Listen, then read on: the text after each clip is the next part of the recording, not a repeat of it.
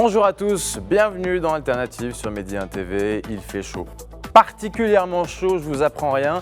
Et non, ce n'est pas normal. Le Maroc va faire face à une nouvelle vague de chaleur. La question maintenant est de savoir pourquoi et comment nos vies seront impactées. Et surtout, qu'est-ce qu'on peut faire? Alors pour en parler, à Khalid Temsamani, bonjour. Bonjour, c'est Mehdi. Merci pour l'invitation.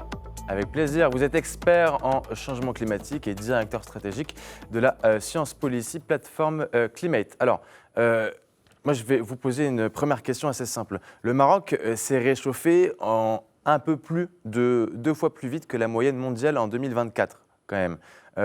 Pourquoi notre région est particulièrement exposée?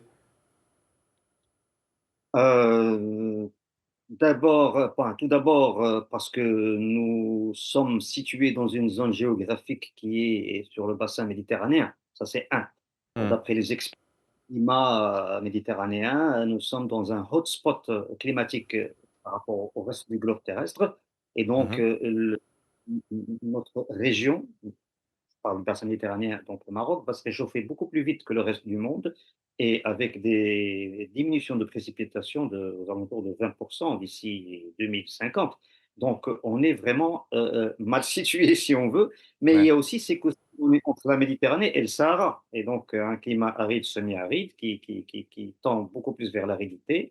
Et puis voilà, donc ça c'est une première raison. Mais C'est marrant pour il y ça, a on dit que la Méditerranée, c'est souvent un climat plutôt clément, plutôt sympa. Enfin, moi, en tout cas, c'est ce que j'entends souvent dire. Donc c'est une idée reçue, ça. Là, vous voyez ce qu'on est en train de vivre, notamment dans la région nord Hmm. méditerranéenne depuis une semaine, hein. Donc, c'est le renversement total du climat. Donc, c'est ce que j'appelle moi souvent le dérèglement climatique et non pas le changement climatique. Mais vous savez, il y a des explications scientifiques à tout cela. Et donc, tout dépend comment on va aborder la chose. Est-ce que ce qu'on veut, c'est avoir un discours scientifique réaliste et donc avec un peu d'espoir, donner un peu d'espoir aux gens, ou bien carrément un discours pessimiste. C'est à chacun de voir Ouais. ce de quoi Alors ça, c'est pour la deuxième partie. On va parler philo. C'est bien, vous faites le travail à ma place, vous faites des teasings. Merci beaucoup. Euh, euh, vous parlez donc de dérèglement plutôt que de dire de changement climatique. C'est intéressant ce que vous me dites. La vague de chaleur actuelle, avec des pics à 46 degrés dans le sud, c'est un véritable changement ou un épisode ponctuel? Écoutez, non, Si vous c'est parlez pas de un épisode. dérèglement. Oui, non, c'est pas un épisode ponctuel. Vous savez, depuis des dizaines d'années, on n'arrête pas d'expliquer un peu partout, dans des conférences scientifiques, dans des meetings, etc., que faut faire très attention parce que déjà l'accord de Paris en 2015 avait tiré la sonnette d'alarme Hmm. grâce rapport précédent du groupe d'experts pour le climat gouvernemental, le GIEC, hein, que vous connaissez. Maintenant, on a un 6e rapport qui est sorti il y a 2, 3 années et qui a vraiment montré que ces épisodes de phénomènes climatiques extrêmes, je dis bien extrêmes, donc vagues de chaleur, canicules, inondations, feux de forêt, etc., ben, ça va commencer à arriver en cascade et donc la fréquence, la durée et le degré de ces événements, eh bien, c'est ce qu'on est en train de vivre en ce moment, va devenir très fréquent. Alors maintenant, il y a des événements qui arrivaient une fois tous les 2, 3 ans. Ouais. Maintenant, ils arrivent 2 par an, par des inondations par exemple. La canicule maintenant, c'est tout simplement une explication scientifique, c'est-à-dire qu'on est en train de réchauffer notre atmosphère à mort. On est en train de rejeter dans notre atmosphère du gaz carbonique, du méthane et d'autres Hmm. gaz à effet de serre sans arrêt. Si ça ne Là, vous s'arrête répondez pas, à tous les climato-sceptiques qui nous disent qu'il n'y a pas de réchauffement climatique. écoutez, il y a deux trajectoires en ce moment qui sont Hmm. obligatoires et nécessaires. S'adapter, parce que maintenant, on ne peut plus changer le climat, et le coup est déjà parti, il faut Hmm. s'adapter. Donc, il y a un protocole d'adaptation, on peut en parler tout à l'heure, hein, en détail. Et puis, il faut freiner les émissions de gaz à effet de serre. Il faut vraiment Ouais. les stopper. Si chaque degré qui augmente la température au niveau du globe va rendre ces phénomènes tels que la canicule beaucoup plus fréquents. Et vous savez que on relargue dans notre atmosphère plus de 56 gigatonnes de gaz carbonique équivalent. C'est Ouais. énorme. C'est Et énorme. c'est quoi les scientifiques disent, c'est à cause Mais de ça, c'est l'être pas le humain. Maroc qui peut changer, je suis désolé, mais le Maroc subit. On peut se poser une question. Alors ça, évidemment, je vous pose la question à vous, on la posera ensuite à un philosophe. Mais pardon, hein, je suis le Maroc ou je suis d'autres pays encore plus au sud et je me dis, mais en fait, je me mange toute la chaleur et toute finalement la pollution de certains pays beaucoup plus industrialisés, beaucoup plus grands. On pense notamment à la Chine, aux États-Unis, voilà, on prend les deux gros, voilà, et puis l'Europe aussi un petit peu. On peut se poser la question de la responsabilité aussi derrière et de la capacité à répondre, parce que le Maroc ne peut pas répondre comme la Chine pourrait le faire. Mais c'est justement, vous êtes en train de toucher un point très très important qu'on appelle la justice climatique. C'est très Mm. important parce que c'est un des éléments de négociation qui est sur la table enfin, des négociations lors des COP. Et d'ailleurs, dans l'accord de Paris, il y avait cette question de responsabilité partagée mais différenciée. Si vous vous Mm. rappelez, c'est une phrase qui a pris du temps pour qu'elle soit validée, pour qu'elle puisse apparaître dans le texte final de l'accord de Paris, parce que nous sommes tous responsables, comme j'ai dit tout à l'heure, c'est l'être humain qui est responsable de tout ce qu'on est en train de vivre, et on peut expliquer par ABC ce que je suis en train de dire, et puis après, il y a les pays industrialisés, comme vous le dites, me dire, les États-Unis, Chine, Russie, l'Inde, etc., Mm. qui, jusqu'à un certain temps, je dis bien jusqu'à un certain temps, je pèse mes mots, parce qu'il y a des virages qui sont en train de se faire en ce moment, notamment pour la Chine, où cette dernière va un peu beaucoup plus vers le renouvelable, le solaire, l'éolien. Donc, cette question-là a été vraiment discutée et ces pays-là pollueurs devraient aider les pays comme nous, le Maroc, Mm. à s'adapter, à devenir Et est-ce plus qu'ils le font? résilients. Et pas suffisamment. Pas Mm. suffisamment parce que la finance climat, donc la finance climat, c'est tout ce paquet d'argent que ces pays développés mettent dans des banques, soit onusiennes comme le Fonds vert climat, le Fonds d'adaptation ou d'autres banques qui sont multilatérales, et pour aider les pays comme nous, pour nous adapter, devenir résilients et essayer de nous développer comme eux, ils se sont développés, mais avec un peu plus de respect pour la nature. Mais le problème, c'est que ce n'est pas suffisant. Il y a Ouais. trop de pays qui les dossiers, pour qu'ils soient bancables, malgré qu'ils soient bancables parfois, c'est difficile. Les filtres pour les analyser et pour sélectionner les bons projets, ça devient de plus en plus difficile pour les pays. Heureusement pour nous, le Maroc, nous avons reçu pas mal d'argent, je peux vous donner les chiffres, mais pas mal d'argent en termes de finances climat. Alhamdulillah, c'est comme ça qu'on a pu développer pas mal de choses Oui. en termes Et puis le Maroc aussi, économiquement, s'en sort mieux que beaucoup d'autres pays, par exemple d'Afrique. Le Maroc est beaucoup plus capable de faire face à ces... J'imagine par exemple que les épisodes de fortes pluies qu'on a eus il y a quelques mois, si on prend d'autres pays, non pas pour dire qu'un tel est plus fort que l'autre, mais en termes de structure politiques de barrage, d'autres par exemple. pays, c'est là l'injustice climatique en fait.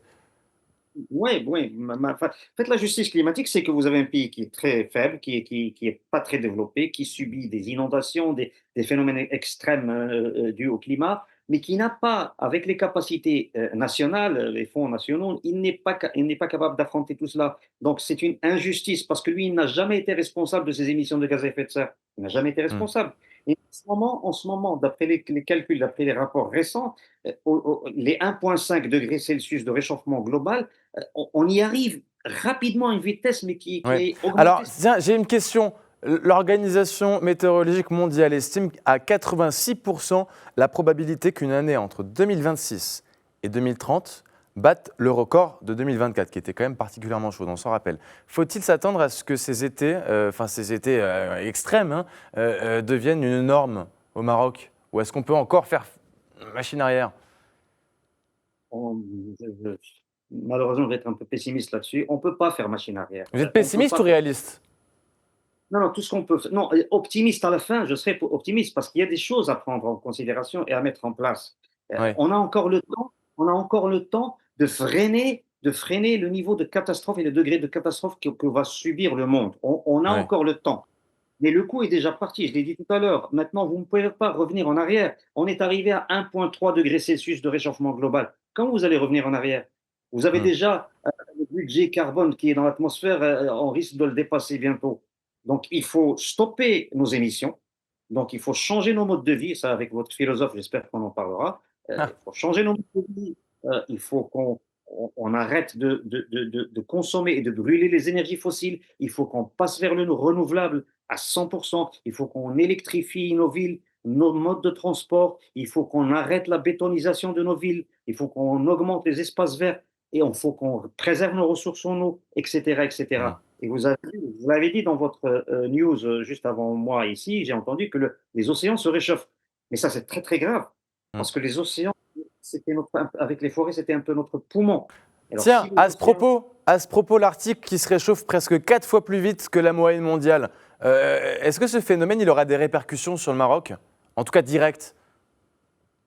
direct, non, hein, parce que c'est un peu loin, mais disons que Sur la pour Méditerranée les aussi. mais un petit peu moins, mais la peur qu'on a, c'est pour les petites îles et les îlots qui se trouvent dans le Pacifique, parce que Hmm. ça va augmenter le niveau de la mer, et il y a des villes, il y a des pays carrément, des pays qui sont au niveau zéro, et Ouais. donc ils risquent de disparaître. Et ça a été dit en 2015 à Paris. Hmm. C'est à cause de ces îles, ou ces péninsules, que on a demandé à ce que on ne dépasse pas les 1,5 degrés Celsius de réchauffement global au lieu des 2 degrés qui étaient sur la table des négociations auparavant. Mais malheureusement, on y arrive, et ça, c'est très sincèrement, c'est pas pour être pessimiste, c'est pour dire qu'il faut prendre des décisions rapides, mais à l'échelle globale, parce que le Maroc tout seul ne peut pas changer la donne. Ouais. Ni le pays africain, c'est à l'échelle globale.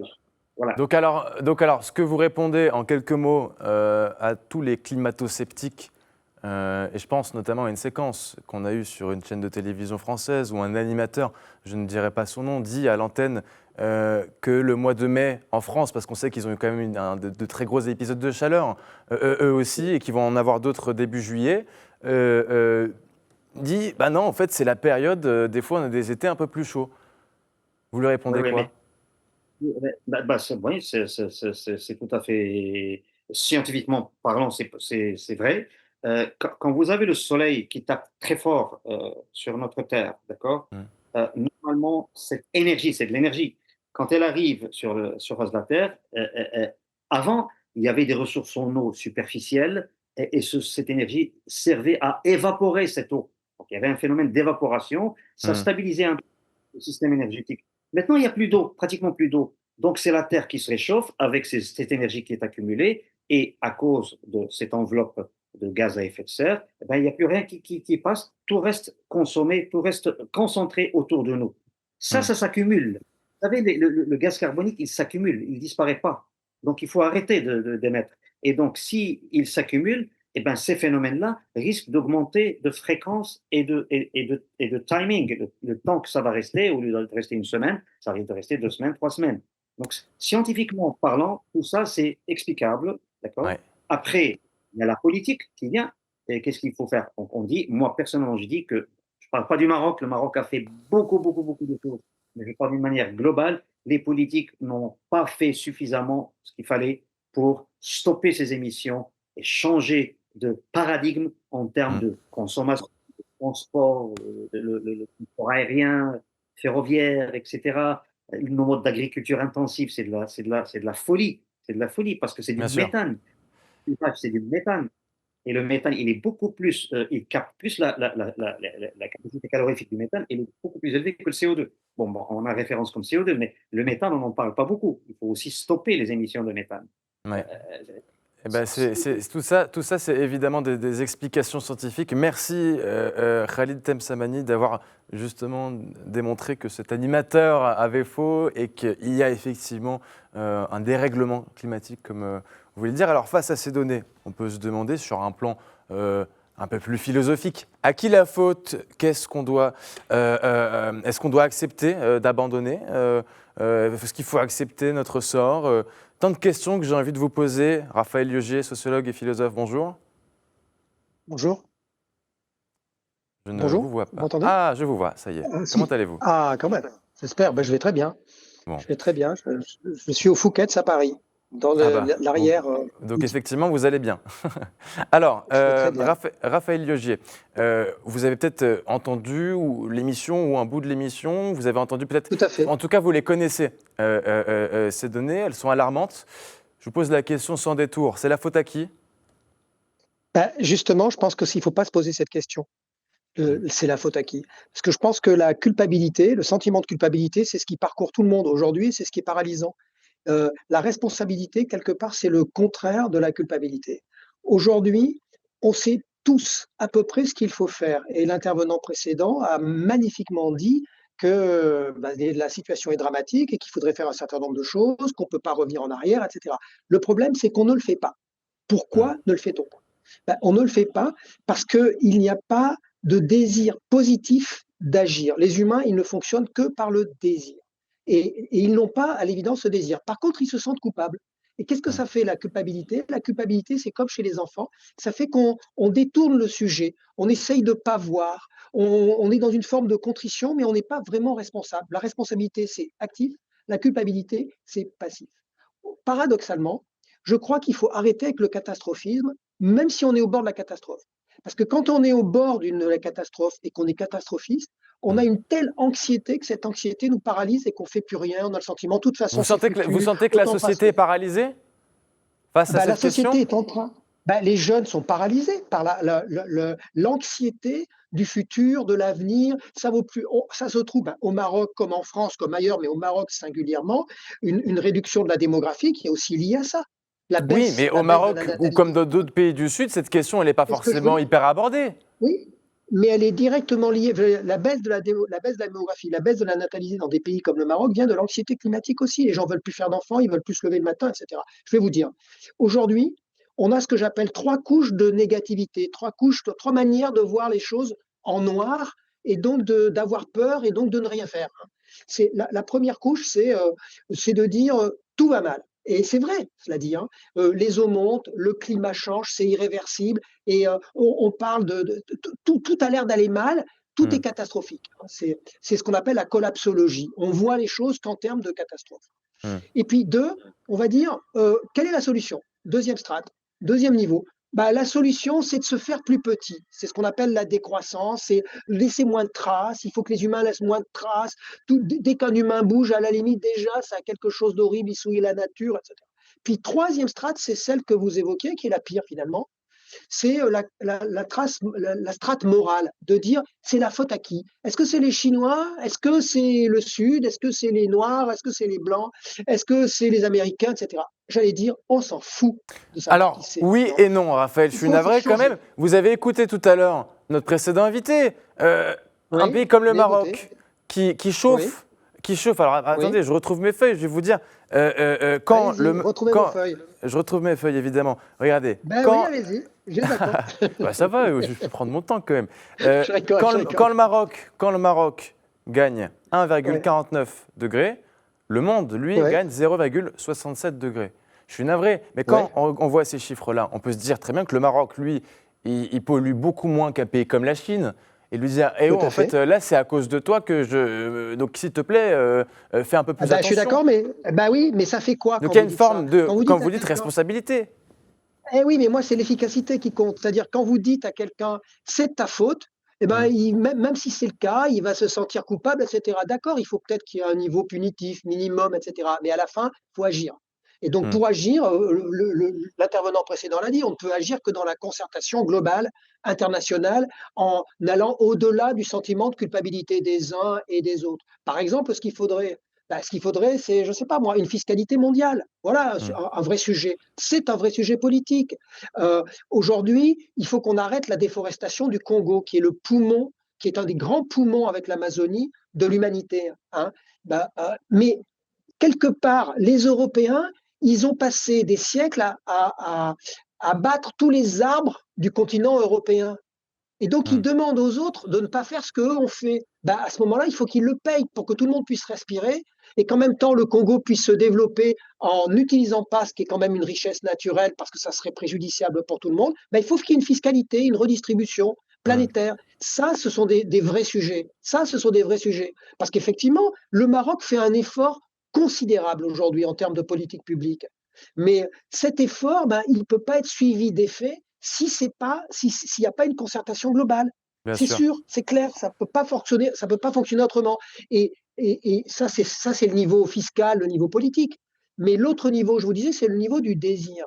C'est-à-dire, il faut rendre l'écologie positive. Il ne faut pas que ça soit seulement l'objet d'une anxiété. C'est-à-dire, en gros, il ne faut pas dire euh, on va faire ça juste pour pouvoir survivre dans un monde où ce sera quand même difficile, mais c'est déjà presque irréversible, etc. Vous ne pouvez pas dire ça aux gens parce que ça ne leur donne pas envie, Hmm. ça rend pas la chose désirable. Par contre, vous pouvez leur dire non, on va vivre autrement, on va inventer un nouveau système et en fait, vous serez encore plus heureux que ce que vous avez jamais été. C'est-à-dire que même les problèmes écologiques, même les difficultés climatiques, ça doit être l'occasion que l'humanité vive et crée une civilisation encore plus évoluée Mais qu'avant. pour Il faut l'instant, les toujours gens du voient ça plus. comme une contrainte, Raphaël. Disons-nous la vérité. Exactement. Trier ses Et poubelles, c'est pas marrant de trier ses poubelles.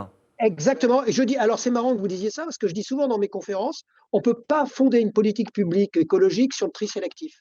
Et c'est Oui. un symbole quand je dis ça. C'est-à-dire que le tri sélectif, ce n'est pas excitant. Ça n'a pas une dimension désirable. Mais Mm. en même temps, il le faut. Donc il faut l'envisager, mais dans un autre schéma. Je vous rappelle au passage, justement, tiens, puisque si vous demandez des solutions concrètes, que c'est dans les années 60-70 qu'a été inventée l'économie circulaire, qu'a été Oui. inventé le développement durable, un certain rapport à l'écologie, etc. C'est-à-dire, c'est par les hippies, c'est des gens qui voulaient revenir à la campagne, etc. Mais comment est-ce qu'eux, ils l'envisageaient?